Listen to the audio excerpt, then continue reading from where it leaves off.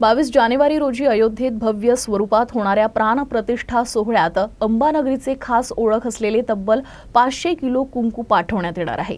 कौंडण्यपूर येथील रुक्मिणी पीठाचे पीठाधीश्वर श्री राजराजेश्वर माऊली सरकार हे त्यांच्यासोबत प्रतिकात्मक कलशात कुंकू सोबत नेणार आहे। प्रभू रामचंद्राची अयोध्येतील प्राणप्रतिष्ठा तब्बल 500 वर्षानंतर होत आहे। त्यामुळे अंबानगरीची खास ओळख असलेले 500 किलो कुंकू पाठवण्याचे ठरवण्यात आले आहे। कौंडण्यपूर येथून रुक्मिणी पीठाचे पीठाधीश्वर श्री राजराजेश्वर माऊली सरकार हे त्यांच्यासोबत प्रतिकात्मक कलश कुंकू सोबत नेतील। उर्वरित कुंकू रुक्मिणी पीठाचे सेवक अयोध्येत पोहोचतील।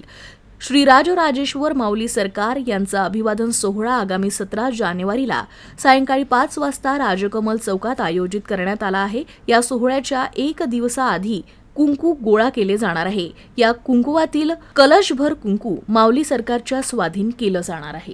चव्हाण साहेबांनी सांगितलं की आपल्या इथले जगद्गुरू आम्हा सगळ्यांची गुरुमाऊली 22 तारखेला अयोध्येला प्राणप्रतिष्ठेच्या कार्यक्रमामध्ये प्रमुख अतिथी म्हणून निमंत्रित आहेत। अमरावती म्हणजे प्रभू श्री रामचंद्रांचे जे पिताश्री आहे राजा दशरथ त्यांचा आजोळ म्हणजे विदर्भ अमरावती।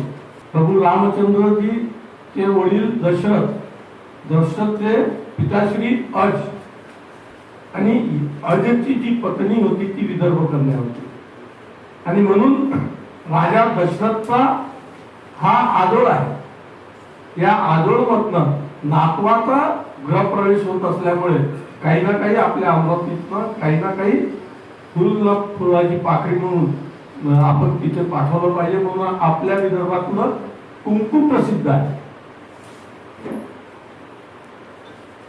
हा कुंकू पाठवण्याचा संकल्प सकल या संघटनेच्या सर्व कार्यकर्त्यांनी घेतला आहे।